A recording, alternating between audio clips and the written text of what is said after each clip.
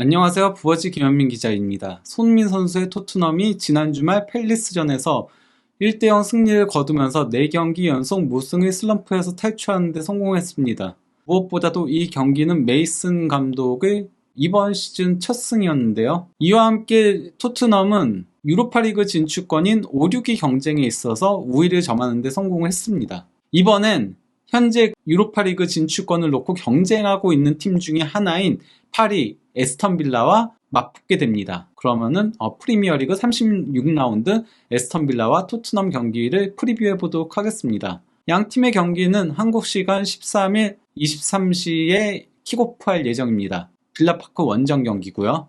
토트넘은 지난 주말 팰리스전에서 1대0 승리를 거두면서 4경기 1무 3패의 극심한 부진에서 탈출하는 데 성공했습니다. 반면 파리 빌라는 울버햄튼 원정에서 0대1로 패했고, 원래 6위였던 브라이턴은 에버턴 원정에서 1대5 대패를 당하면서 토트넘이 6위로 올라서는데 성공했습니다. 프리미어리그 같은 경우는 5위와 6위가 유로파리그에 진출하게 되고요.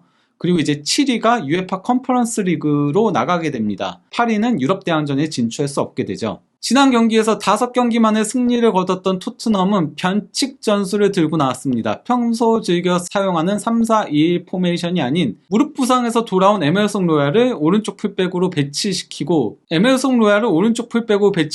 페드 프로를 오른쪽 윙으로 전진시킨 4-4-2 포메이션을 가동을 했던 거였는데요. 여기에 대해서 이제 메이슨 감독은 팰리스전이 끝나고 기자회견에서 시스템 변경에 대해서 이제 질문이 나오니까 시스템이란 건 이제 전술 구조, 포메이션을 얘기하는 거죠. 우리는 더 높은 곳에서 팰리스와 교전하고 싶었다. 그들이 공격 진영으로 들어가는 걸 피하고 싶었다. 우리는 압박 숫자를 6명으로 추가하고 더 공격적으로 플레이하려고 노력했다. 이러한 변경사항을 적용하기에는 늦은 시점이었고 일주일 만에 한 것이었기에 우리는 이 모든 공로를 선수들에게 보내야 한다라고 했고요. 또 이제 포로가 오른쪽 윙일 줄 누가 알았을까? 라고 질문이 나오니까 거기에 대해서는 포로는 이전 시스템에서도 우리에게 꽤 효과적이었다. 3-4-2-1 포메이션에서도 효과적인 플레이를 했다는 소리인 겁니다. 골도 넣고 기회도 만들었다. 그는 좋은 선수이고 열심히 뛰고 팀을 위해 싸우는 선수이고 오늘도 그런 모습을 볼 수 있었다라고 칭찬을 했습니다. 다만 이게 전형적인 저희가 알고 있는 그런 4-4-2는 아니었어요. 에메르송이 약간 오른쪽 스토퍼처럼 그런 센터백처럼 뛰었고요. 벤 데이비스가 올라가고 하는 식의 3-4-2-1 포메이션처럼 구동되는 모습이긴 했었는데요. 그래서 이제 옵타 같은 경우는 해당 경기 포메이션을 3-4-2-1로 표기하고 있습니다. 그리고 실제 이 경기 평균 위치를 놓고 보더라도 랑글레와 로메로 그리고 에메르송이 3백처럼 움직인 거를 확인할 수 있죠. 그리고 포로와 벤 데이비스가 윙백처럼 움직였고 호이비에르와 스킵이 2명의 수비형 미드필더에 약간 조금 히샬리송이 내려왔고 케인과 손흥민 이렇게 3톱처럼 형성이 됐다는 걸 확인할 수 있습니다. 또 다른 큰 변화는 다이어가 선발 라인업에서 마침내 빠졌다는 데 있는데요. 토트넘은 최근 무려 9경기 연속 실점을 허용하면서 수비적으로 상당히 큰 문제점을 드러냈어요. 심지어 34라운드 기준 최다 실점 5위에 위치하면서 수비에 있어서는 하위권 팀이었다라고 할 수 있겠는데요. 무려 10경기 만에 무실점을 기록하면서 1대0 승리를 거둘 수 있었던 토트넘이었죠. 다만 4-4-2 포메이션을 가동하게 되면서 손흥민 선수가 조금 희생되는 모습이 있었습니다. 손흥민이 투톱으로 뛴 게 아니라 사실상 왼쪽 윙으로 나왔던 거였는데요.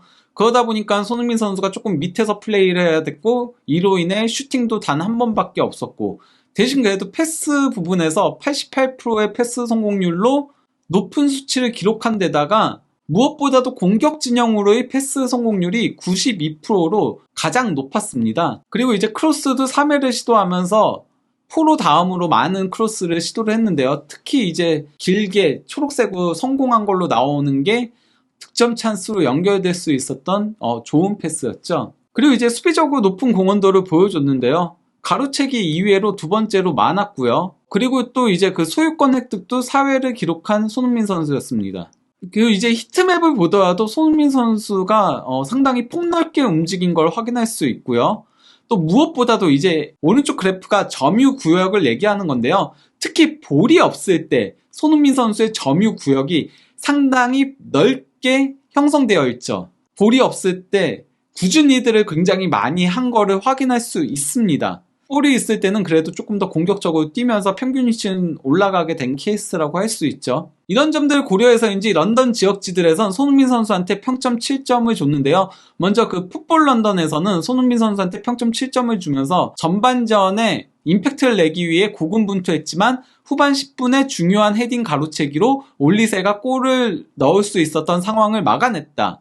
로메로의 패스를 받은 그는 골키퍼를 제치려는 노력을 했으나 존스톤에게 막히고 말았다 라고 평가를 했고요. 또 이제 이브닝 스탠다드 역시 평점 7점을 주면서 후반전에 상대 오프사이드 트랩을 깨고 들어갔으나 존스톤에게 막히면서 그의 유일한 득점 찬스가 무산됐다. 이게 이 경기 손흥민 선수가 기록한 유일한 슈팅이었죠. 올리세를 포함한 팰리스 공격진을 상대로 자주 밑으로 내려오면서 수비진을 훌륭히 도와주었다. 즉 공격적인 부분보다는 수비적인 부분에 많이 이제 집중을 했다라고 할 수 있겠는데요.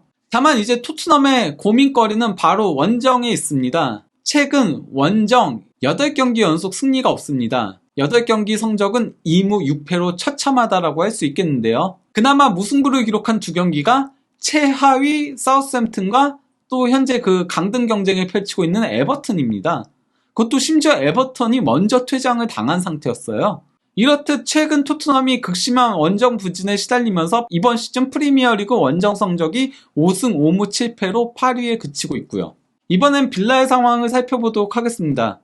빌라는 맨유 원정에서 0대1로 패한 데 이어서 울버햄튼 원정에서도 0대1로 패하면서 연패의 수렁에 빠졌는데요. 이 연패 이전에는 10경기 8승 2무 무패 행진을 이어오면서 뜨거운 상승세를 자랑하고 있었습니다. 하지만 맨유전에 경기 내용은 상당히 좋았음에도 0대1로 패하고 나서는 현재 조금 동력이 떨어진 상태라고 할 수 있겠죠. 무엇보다도 빌라는 10월 29일 뉴캐슬전 0대4 대패 이후 공식 대회 22경기 득점 기록을 이어오고 있었습니다.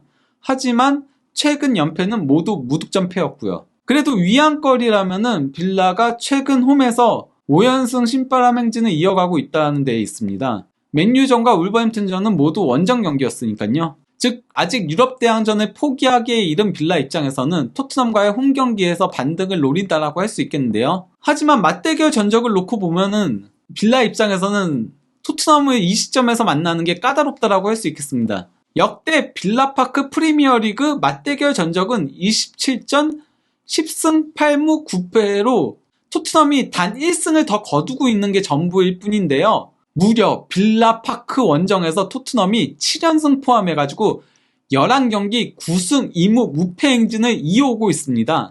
토트넘이 마지막으로 빌라파크 원정에서 패한 게 지금으로부터 15년 전인 2008년 1월 1일 1대2 패배까지 거슬러 올라가야 합니다. 거기다가 손흥민 선수가 빌라파크에서 프리미어리그 5골을 넣으면서 양팀의 맞대결을 펼친 선수들 중에서는 가장 많은 골을 넣고 있는데요.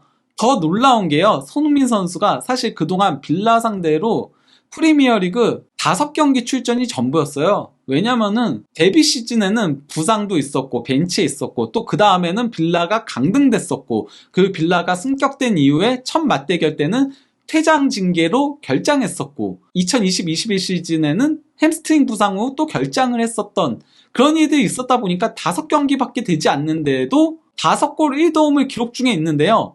그중 더 놀라운 거는 빌라파크 원정에서 2경기 5골 넣고 있다는 데 있습니다. 첫 맞대결에서 멀티골을 넣으면서 3대2 승리를 견인을 했었고요. 또 이제 지난 시즌 빌라파크 원정에서 해트트릭을 넣으면서 4대0 대승을 견인을 했던 거였는데요. 첫 번째 빌라파크 원정 경기였던 2019-20 시즌 당시에는 손흥민 선수가 멀티골을 넣으면서 아시아 선수 최초 프리미어리그 50골이라는 대기록을 수립했습니다.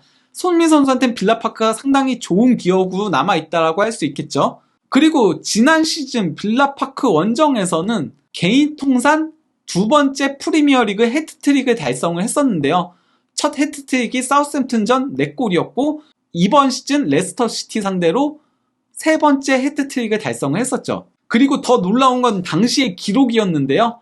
슈팅 3회를 모두 다 골로 연결시키면서 100%의 슈팅 정확도를 자랑했고, 그리고 득점 전환율도 100%였고, 드리블 성공률도 100%였고, 태클 성공률도 100%면서 미스터 퍼펙트로 불렸다는 겁니다. 그만큼 빌라파크 원정만 가면 유난히 날아다니는 손흥민 선수라고 할 수 있겠죠. 그러면 이제 그 양 팀의 결장 선수 현황을 살펴보도록 하겠습니다. 빌라는 제드 스티어 골키퍼는 100% 결장이고요. 그리고 이제 오른쪽 풀백인 맥캐시는 현재 훈련에는 복귀해가지고 이번 경기 벤치에는 대기할 걸로 보입니다. 다만 선발 출전 여부는 지켜봐야 하는 상황이고요. 토트넘은 벤탄쿠르와 요리스가 시즌 아웃됐고요. 세세뇽도 여전히 부상자 명단에 이름을 올리고 있고요. 지난 주말 팰리스전에서 랑글레가 어깨 부상을 당해서 다이어가 교체 투입됐었잖아요. 하지만은 랑글레는 큰 부상은 아니라고 합니다. 그래서 이번 경기 선발 출전도 가능하다는 얘기들이 있습니다. 다만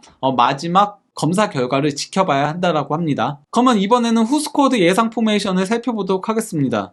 에스턴 빌라는 4-2-3-1 포메이션을 가동할 걸로 봤고요. 와킨스 원톱에 부엔디아 공격형 미드필더, 좌우 윙에 제이콥 램지와 베일리, 그리고 더블 볼란테에 루이스와 맥긴, 좌우 풀백에 모레노와 영, 센터백에 밍스와 콘사, 그리고 골키퍼는 에밀리아노 마르티네스 골키퍼로 예상을 했고요.